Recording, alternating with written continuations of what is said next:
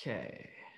By the way, while this is just loading, we've put up the new registration links for next year's live classes. So you'll have to re-register for next year's live classes. You can do that. Oh, that's okay. You can do that in the dashboard of your account, okay? It says live class. By the way, schedule, while this is just loading, and register here, you'll have to re-register. We've put up the new registration. Now, it looks like I'm streaming to live classes, so you'll have to re-register live. That's fine. It's not unlisted. Everybody's going to be able to see it. It is Christmas after all. Why not? Why not? Why not? So for those of you in the webinar, I've just put a link into the chat. It's a blue YouTube link. I want you to click that so you can watch this on YouTube Live. You can still ask me questions in here. I'm only going to pay attention to you guys, okay? Accounts, okay?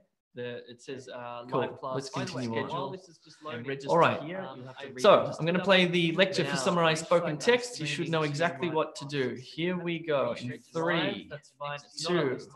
Everybody's going to be able to see it. It is Christmas after all. So the idea for this project. Wait, so something's going on. Those of you in the webinar, I have to turn that off.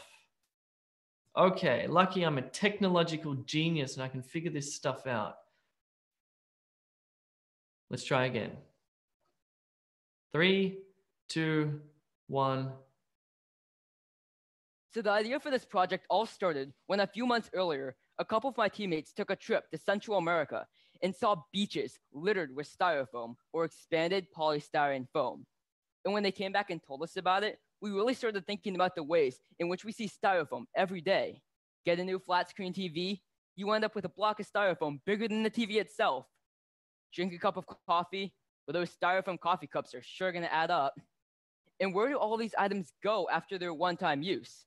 Since there aren't any good existing solutions for used styrofoam, almost all of them end up right in the landfill or the oceans and beaches, taking over 500 years to degrade.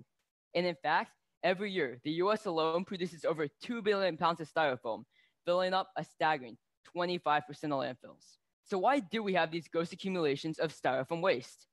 Why can't we just recycle them like many plastics? Well, simply put, recycled polystyrene is too expensive and potentially contaminated, so there is very little market demand for styrofoam that has to be recycled. And as a result, styrofoam is considered a non-renewable material because it is neither feasible nor viable to recycle polystyrene.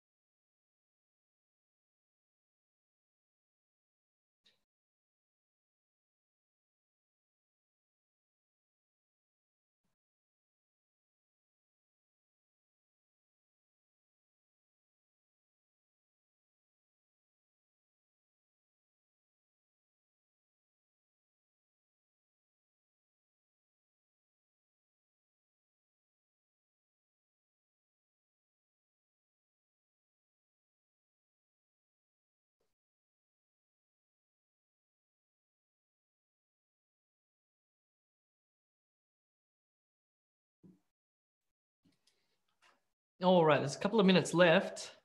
Let me have a look at some of your answers. First of all, they just look great. Well done. That's how you write a good paragraph. Oh, this was a tough lecture, by the way. You have about a minute to go, so I'll just do this. That was a tough lecture. He was speaking extremely quickly and his accent was very unclear, I thought, but that's what happens in the PTE, so you need to be prepared. Speaker was the effects. You've forgotten the other verb. The speaker was discussing the effects of styrofoam. Good. Firstly, he mentioned styrofoam are wastes. Styrofoams shouldn't be pluralized. Styrofoam is a waste produced by coffee cups and other food materials, which takes up to 500 years to degrade. Good. In addition, he emphasized, nice verb, by the way, emphasized that the US alone produces nearly 2 billion styrofoams. Finally, he suggested that, no comma needed, it is hard to recycle as it is too expensive, contaminated, and has less market demand. Great. Nice. A few little minor errors. One is you can't pluralize styrofoams. It's just styrofoam. Uncountable. Speaker was discussing waste management in America. He talked about huge amount of waste produced from the styrofoam glasses thrown the sea beaches, causing pollution, thrown into the ocean, causing pollution. He mentioned that this waste comes from old TV screens and coffee mugs. He described that in the United States, around 2 billion of waste is produced every year. He suggested that styrofoam and plastic can't be fully recycled because they are non-biodegradable. These are looking really good. Let me go back to my PowerPoint presentation. Yes, that's probably 10 minutes. Let me take you through what I went through when I did this. First of all, these were my notes. I'm not sure what your notes look like, but notes are absolutely critical while doing this. Mine said idea, Central America, styrofoam, waste. Now, here's an interesting thing. I really do not know how to spell styrofoam. So I resisted, and you'll notice at the end, he talks about polystyrene. Polystyrene and styrofoam, I believe, are the same thing. I felt more confident spelling the word polystyrene rather than spelling the word styrofoam. So I chose polystyrene. TVs, coffee cups, etc. Where go? Landfill, oceans. 25% of landfill equals styro. 500 years breakdown. Can't recycle, too expensive. They were my notes. I wrote this summary. The speaker was discussing the environmental impact of polystyrene. He mentioned that his awareness came about after he visited Central America and saw it littered on the beaches. He expressed his concern that we do not consider packaging. In addition, he mentioned that 25% of landfill is constituted by polystyrene and suggested that it can take hundreds of years to disintegrate and is too expensive to recycle. Yours looks similar to mine. Mine was 67 words. That's how you do that task there. Multiple choice, choose multiple answers. This is what it looks like on test day. You will see a few things. First of all, the prompt is critical. The purpose of this talk is to. You need to read that. I think you get 7 seconds. I can't remember, 7 or 12 seconds to then read the answer options, which are the purpose is to suggest, illustrate, persuade, describe, and encourage. Remember, this is multiple choice, multiple answers. So you can select more than one. You can select one. In fact, let's go through the method. Fully understand the question prompt. Connect the question prompt to the answer options like I just did. Listen carefully. Take notes if you want. In fact, I recommend taking notes for this particular task. It makes it way easier, I think. You can just listen and glance and not read. It makes it difficult, to be honest. Use your understanding and memory to select the correct answers, and you can look at your notes to help you. Let's talk about scoring. Suppose a question has 4 answer options, A, B, C, and D. Let's say that A and B are the correct ones. If you select A and B, you will get 2 points or 100%. If you select A, you will score 1 point or 50%, and no points are lost for not selecting B. If you select B, you will score 1 point or 50%. No points are not a loss for not selecting A. If you select A, B, and C, you will score 2 minus 1, which is 1 point, which is 50%. And if you select A, B, C, and D, you will score 0%. Ready? I suggest that you take notes. So let's try it with a pen and paper, please. 6, 5, 4, 3, 2, 1. I want you to imagine walking into a room, control room with a bunch of people, 100 people hunched over at desks with little dials, and that control room will shape the thoughts and feelings of 1 billion people. This might sound like science fiction, but this actually exists right now, today. I know because I used to be in one of those control rooms. I was a design ethicist at Google, where I studied how do you ethically steer people's thoughts. Because what we don't talk about is a handful of people working at a handful of technology companies, through their choices, will steer what 1 billion people are thinking today. Because when you pull out your phone and they design how this works or what's on the feed, it's scheduling little blocks of time in our minds. If you see a notification, it schedules you to have thoughts that maybe you didn't intend to have. If you swipe over that notification, it schedules you into spending a little bit of time getting sucked into something that maybe you didn't intend to get sucked into. When we talk about technology, we tend to talk about it as this blue sky opportunity. It could go any direction. And I want to get serious for a moment and tell you why it's going in a very specific direction. Because it's not evolving randomly. There's a hidden goal driving the direction of all of the technology we make. And that goal is the race for our attention.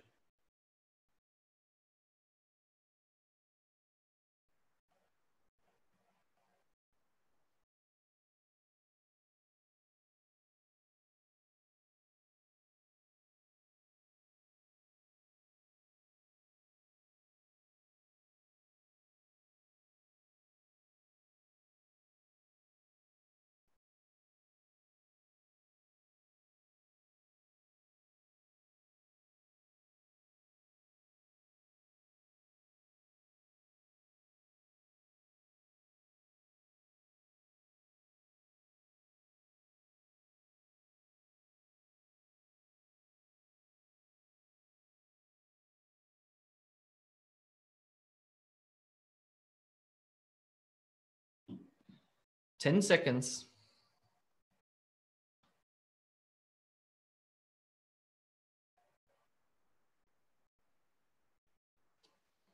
All right, I gave you a minute there, but to be perfectly honest, I think you need less than a minute.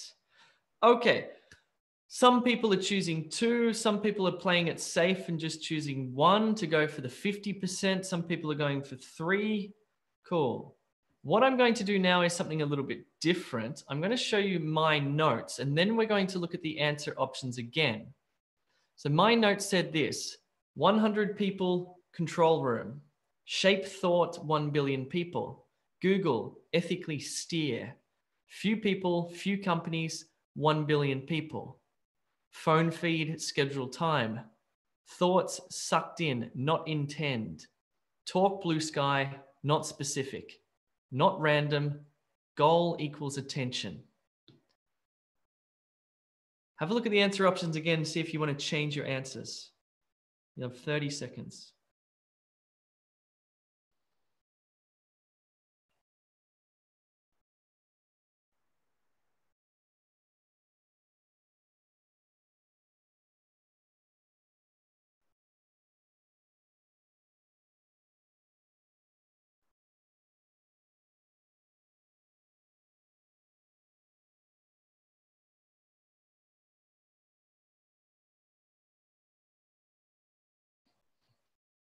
Okay, so for me, I'm going to go back to my notes. Here's me. Now, what's happening is here's my ears, and I'm listening to that lecture, right? And at the same time, I'm writing down, there's my pen. I'm writing down these notes. So what's happening is I'm getting my information coming in through my ears. It's going into my brain. And then it's coming out, and I'm writing down these notes to reinforce my understanding, And particularly after the lecture finishes, I can look back at this and use my brain to remember what was said. So I don't know about you. Well, these are the answers, D and E. The speaker is suggesting that some technology companies are being unethical in their pursuits. He's definitely suggesting that. And he's also suggesting that a person's attention is the aim. Who got D and E? Who got D and E? What is the YouTube link? Somebody says. Okay, I just put it in the chat there. It's the blue link. Scroll up and down in the chat, you'll see it. Cool. A few happy people, a few sad people, a few roundabout people. That's cool. That's cool. That's cool. I'm not sure what your experience is, but mine is certainly note-taking is key to success here. Okay. Let's move on. If you want to watch this later on, this will be in the recorded classes tab. You can pause here and have a look at this one. Okay, let's do fill in the blanks. This one's pretty straightforward. On test day, this is what it will look like. The method is this. In the exam, you can either write on the erasable notebook, or you can type directly into the gaps and press the tab key. Personally, I wrote on the notebook and then went and typed into the gaps. The key here is to scribble and then fix. Don't worry about spelling or grammar while you're doing it, because the audio will not stop. You need to keep moving. Check your grammar, spelling, and meaning after the audio has finished. Ready? Here we go. 3, 2, 1. The first time I cried underwater was in 2008, the island of Curacao, way down in the Southern Caribbean. It's beautiful there. I was studying these corals for my PhD, and after days and days of diving on the same reef, I had gotten to know them as individuals. I had made friends with coral colonies, totally a normal thing to do.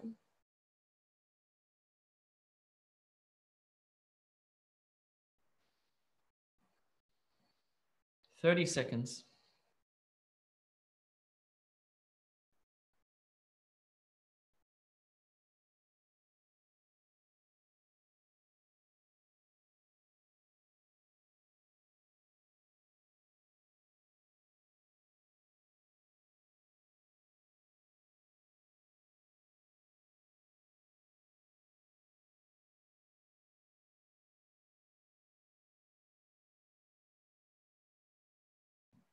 Okay. How did you go? How did you go? Interesting, interesting, interesting. This one fooled me. This one really, you guys are doing better than me in that first one there. Okay, good. Nice, nice, nice. Well done. This isn't a typically hard one. Okay, so number one is underwater. Now, underwater, one word. When I looked at this, I thought, hang on, underwater is 2 words. I cried underwater. It could actually be 2 words. This is a bit of a trick. In fill in the blanks, I'm almost certain that you only ever type 1 word into the gap. I'm almost certain. I have never seen it the other way around. So this was a bit of a good little example. So for me on test day, if I had have written underwater as 2 words, I probably wouldn't have gotten that point. It needs to be 1 word. If you did that, well done. Number 2 was corals, plural, studying these corals with an S. It has to have an S or it will be wrong. The same reef, singular, a normal thing to do. There's your adjective there. Please put into the chat what score you got, just for my curiosity. Underwater, by the way, does not have a hyphen. Hyphens are these weird thing in English where sometimes there's a hyphen, sometimes there's not a hyphen. Some people use it, some people don't. Sometimes it's separate words, but underwater, definitely not. Cool. Highlight correct summary. This is also a really tricky listening task, I think. I think it's up there with summarized spoken text and multiple choice, multiple answers as one of the most difficult ones. This is what it looks like on test day. You'll notice that the answer options are substantially longer than the multiple choice, multiple answer ones. So we need to approach this very differently. The key here is to take notes. You really need to scribble down, again, as many keywords, key concepts as you possibly can to reinforce your memory, because then what you'll do is you'll match your notes to the correct summary. Okay, there's no other way to do this. You can't listen and read the answer options because the answer options are simply too long and you'll be distracted. You can only really do one thing at a time, although you can listen and take notes. That seems to work. Ready? I want you to take notes as you listen to this lecture. Don't be distracted by the answer options. 3, 2, 1. Why do we think that stories by men are deemed to be of universal importance, and stories by women are thought to be merely about women? My grandmother left school when she was 12. She had 14 children. My mother left school when she was 15. She was a secretary. I graduated from university to become a theatre director. And that progress is entirely to do with the fact that people I'll never meet fought for women to have rights, get the vote, get education, have progress. And I'm determined to do the same. And obviously you are too. Why not?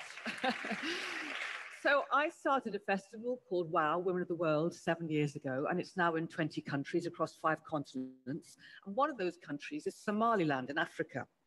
So I traveled there last year, and part of the joy I had in going there was going to these caves, the Elgies caves. Now, these caves contain some of the oldest cave paintings in the world. These paintings are thought to be around about 9,000 to 11,000 years old. Art, what humanity has done ever since it evolved. It's how we speak about ourselves, how we understand our identity, how we look at our surroundings, who we find out about each other because of the meaning of our lives. That's what art is for.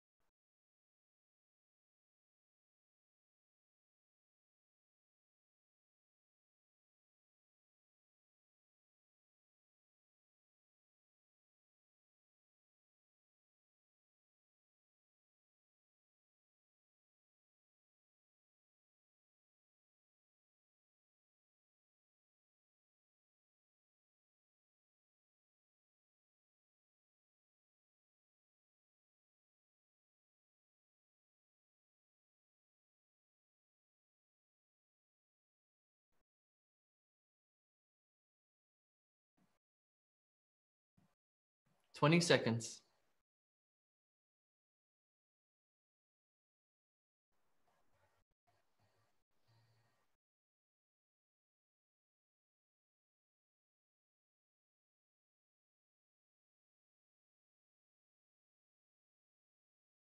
All right, I'm not sure if you need more time there.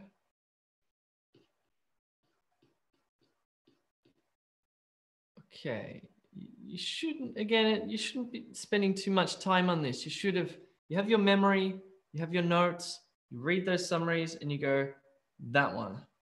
Okay, again, you don't want to linger because the key to listening is to get to the end. You don't want to go too quick, but you must get to the end of Write from Dictation because that's a critical for your writing score as well. Okay, let me show you my notes and we're going to look at it again. So this is the transcript. You can pause this later on if you watch this again. Here are my notes. I said men's story equals important. Women's story equals women. Grandmother, 14 children, school 12. Theatre director, rights, votes, progress. Determined. WOW, 20 countries. Somaliland, Africa. Caves, paintings. 9,000 to 11,000 art. Speak self-ID. That was what she talked about. I found her speech to be quite disjointed. There seemed to be two parts. There was the part where she was talking about women's rights and women's progress throughout history. And then it shifted to art in Somaliland. So there was two sections to that. I'm just going to skip through to the answer because I'm conscious of time. But the answer is C. The speaker reflected upon art that she saw in caves in Somaliland and how art connects people to themselves and each other. She believes that women's stories in particular lack the importance that are placed upon men's stories, and she's thankful to the women who came before her to give her her rights. That is the correct summary. The other summaries are close, but this one's incorrect because it talks about Somalia, not Somaliland. This one's just wrong. It didn't say that at all. This one was too much of a focus on this festival that she discussed, and it didn't talk about any of the history, which was an important aspect of it. So C is the only correct answer there.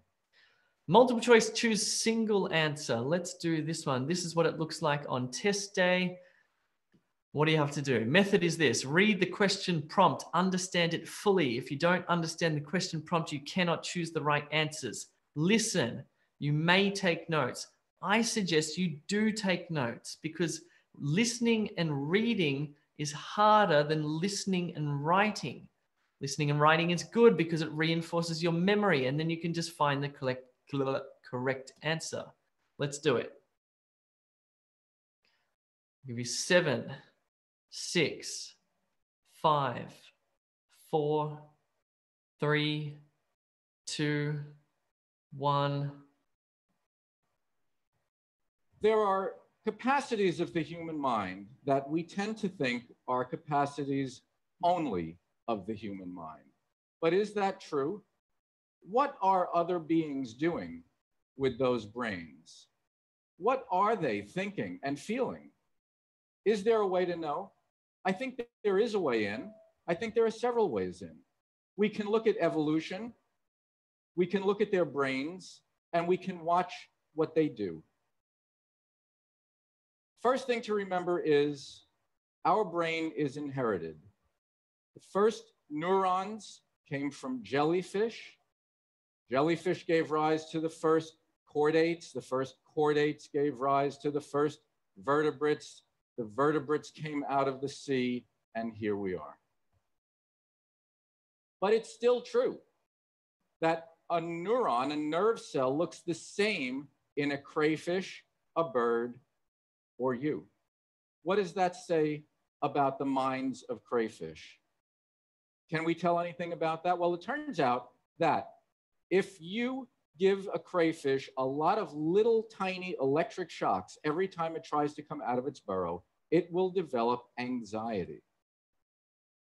If you give the crayfish the same drug used to treat anxiety disorder in humans, it relaxes and comes out and explores.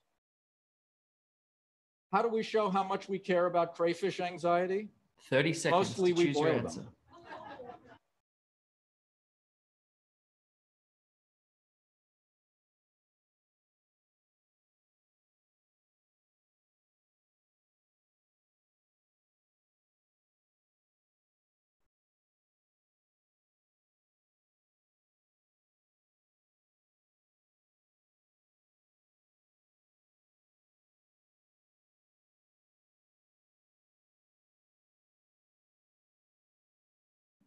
Maybe 45. 10 seconds more.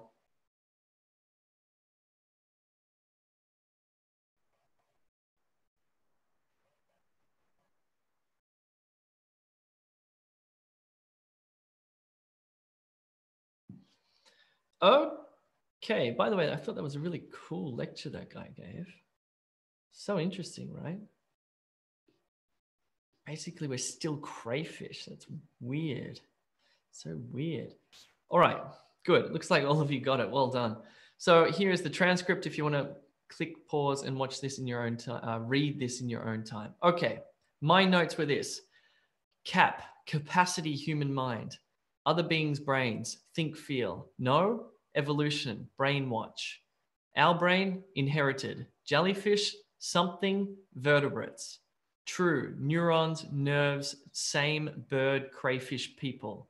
Give cray shock, anxiety. Give drug, relaxes. These notes reinforce what I heard. They help me to select the right answer, which is A. Neurons are similar among humans, birds, and crayfish. Because this question prompt said, the speaker states, so we're listening for facts, our brains are not a product of evolution. He said they are a product of evolution. If you shock a crayfish, it will explore. He said if you shock a crayfish, it will go back into its cave. If you give a crayfish drugs, it will develop anxiety. He said it will relax them. Jellyfish are relatively new in evolution. He said they're incredibly old. If you shock a crayfish, it relaxes. He said not. Cool? Got that one. That one's pretty straightforward. Uh-oh. My screen's about to collapse. Nope, I'm back. Cool. Select missing word. Here we go. This is an interesting little task. It gets you to anticipate what somebody will say next. You need to listen to everything. You need to watch the clock. You need to listen intently for the last phrase or word that will be replaced by a beep sound. Okay? It's going to be a significantly shorter lecture of about 20 seconds or so. You need to choose the answer based on overall meaning, but you need to anticipate that answer by listening very closely, particularly to the end of it. Okay? Ready? Here we go in 3, 2, 1. Professor Keller was curious about many things, why teapots dribble, or how earthworms wriggle. Till a few months ago, I hadn't heard of Joseph Keller. I read about him in the New York Times, in the obituaries. The Times had half a page of editorial dedicated to him, which you can imagine is premium space for a newspaper of their stature. I read the obituaries almost every day.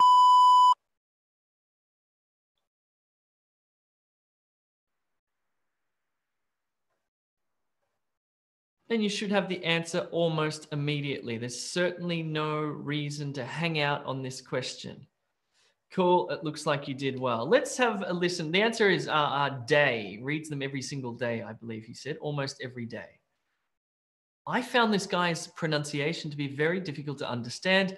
In fact, I don't think he would do particularly well on the PTE. Nevertheless, this is what he said. Let's just read the final sentence there. I read the obituaries almost every day is the most correct answer. Cool. Well done if you got that one. Highlight incorrect words. This is an interesting one. It looks like this on test day. What you have to do is you have to get your mouse, and as you listen to the audio, you move your mouse with the audio, and when you hear a word that is different to what's on the page here, you click it once, and you keep moving. And you keep moving, and you keep reading, and you keep listening, and bang, there's a different word. You click it. Okay, so this will differ to what the audio says. So you need quick reflexes. Move your mouse as you listen. Click, move on. Click, move on. Don't look back.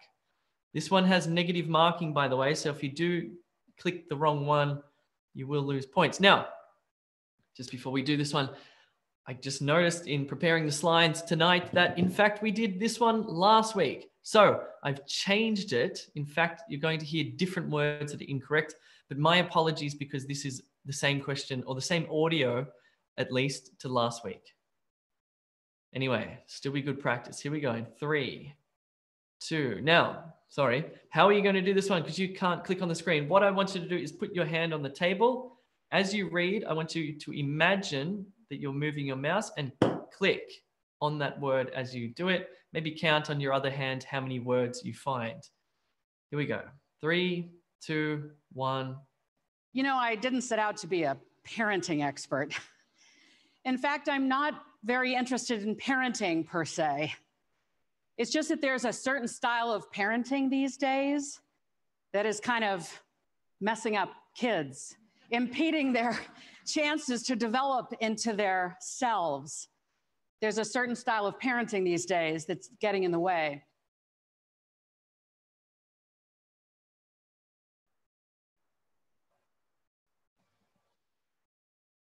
Cool. I believe that's it. Whoa. All right. What am I doing? Good. Nice. Here we go. Let's look at the answers here. You know, I didn't set out to be a parenting expert. The text said start. You should have clicked on that one. In fact, I'm not very interested in parenting per se. It's just that there's a certain style of parenting these days that is kind of messing up kids, impeding, not impending, impeding their chances to develop into themselves. There's a certain style of parenting these days that's getting in the way, not gotten in the way. Though I don't know if that if the PTE would do that to you because they're similar word forms. Anyway, you should have clicked on those 4 words there to get 100%. This does have partial marking. So if you missed one, you would get whatever percentage that is. My mathematics is terrible. Here we go. Right from dictation, the last task in the listening section and the last task of the entire test. It's important because it contributes quite significantly to your writing score. So you need to make sure that you use your time management skills well to get to this part of the test, to answer these questions, and to finish on a high. Let's do them. This is what it looks like on test day. You need to listen, then type. Don't type and listen at the same time. Check your spelling, check your punctuation, and check your grammar before you click next. Ready? 3, 2, 1. 2% of the American population is involved in farming.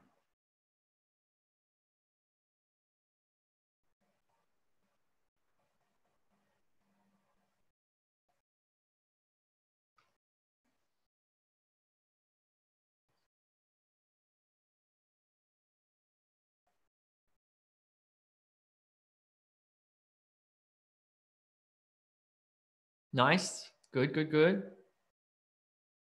Good. Yep, okay, good. All right, let's look at the answer to this one.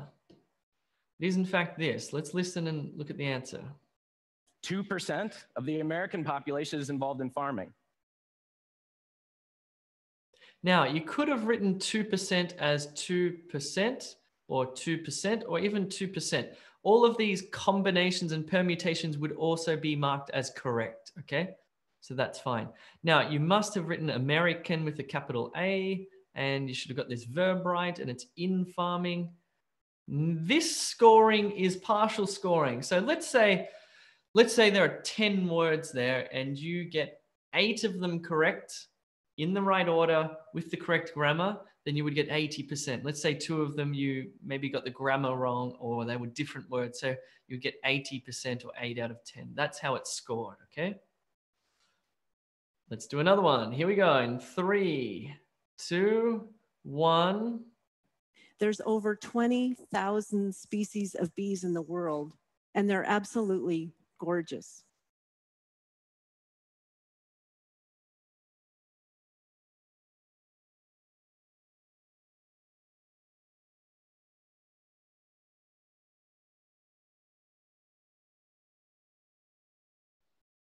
Let's have a look.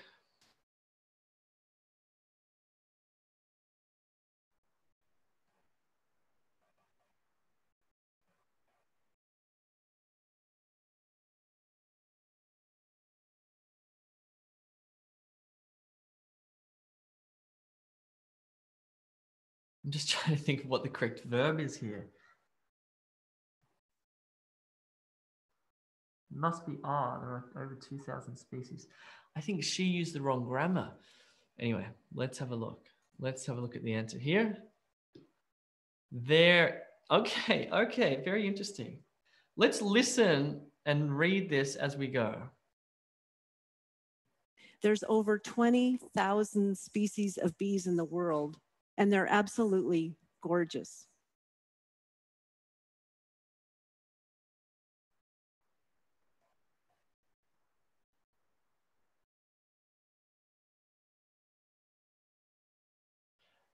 She said there's over 20,000 species of bees in the world, and they are absolutely gorgeous. Now, here it's used a contraction. The sample answer here is a contraction, but you could have written there is. And here they are. It sounded like she said there, so you could have used a contraction there. Both would be correct. One is not better than the other. And here she's used a comma in the sample answer, but you could have not used the comma as well, and that would also be correct. This was a long one. That was quite a tricky one. Cool. Let's do the third and final one. This one's actually quite easy. It'll make you feel good. 3, 2, 1. The course takes 1 year full-time and 2 years part-time.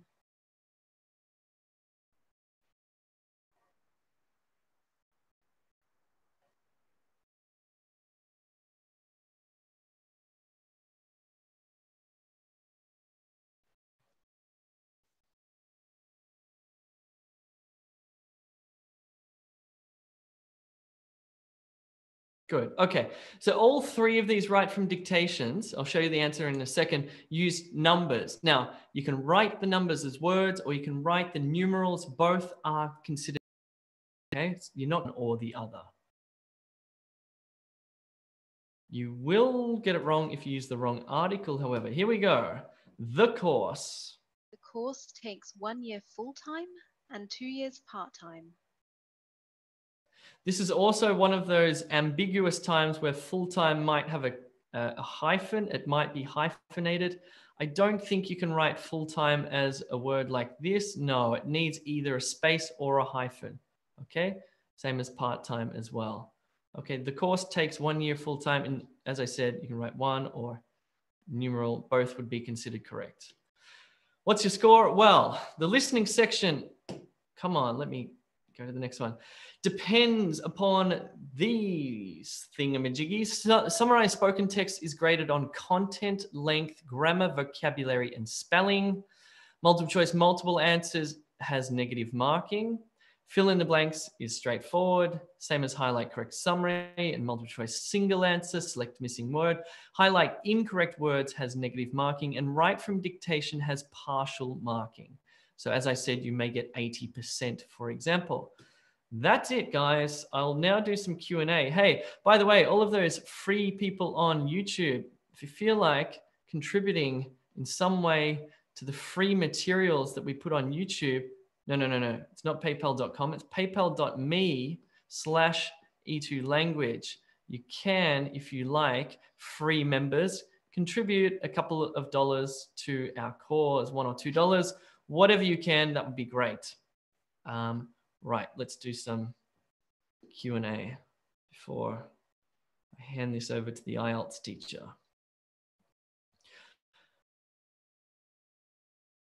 Okay, somebody said, could you please explain again about using a comma in write from dictation? The truth be told, I don't think you'll have to use any commas in write from dictation.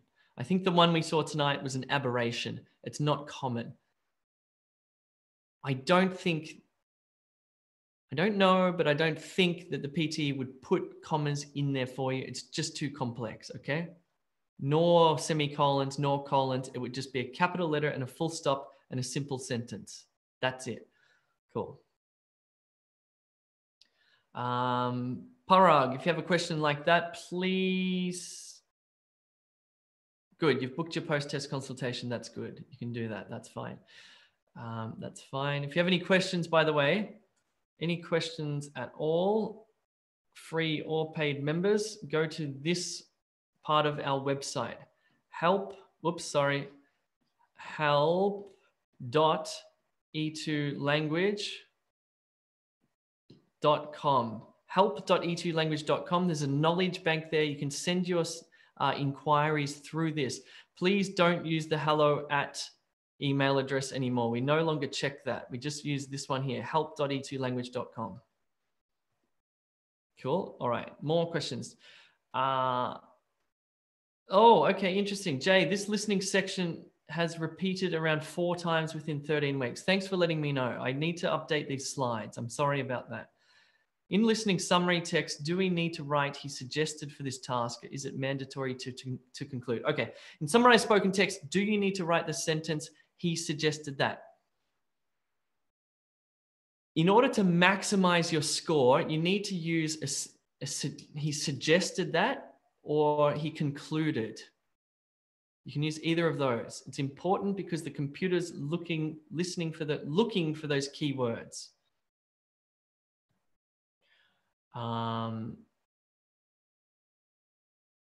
Chido, can you please tell us the order of the test for each skill? Chido, type in to Google PTE format and you'll see the official Pearson website, or in E2 language, we've actually got it in the same order as the actual test, although sometimes the reading questions can vary in the real one.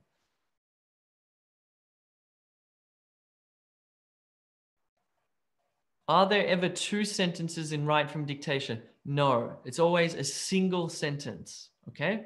And usually, or if not always, there will never be other punctuation other than a capital letter, full stop. That's it. Look at my Christmas tree. Doesn't that look great? Okay, cool. No problem. Just while I'm here also, we do have limited availability for tutorials and study plans over the next week because of the Christmas holiday period. So I apologize if you can't find a suitable time. You may have to wait until the beginning of January. That's just, I'm sorry, but all the teachers are on holidays. And I'm also going to take a short holiday, which would be nice. Cool. I think that's all, guys. Awesome. No more questions. All good. Hope it's clear. That's all. Thanks very much for supporting E2 Language, by the way. I'm really proud of this company.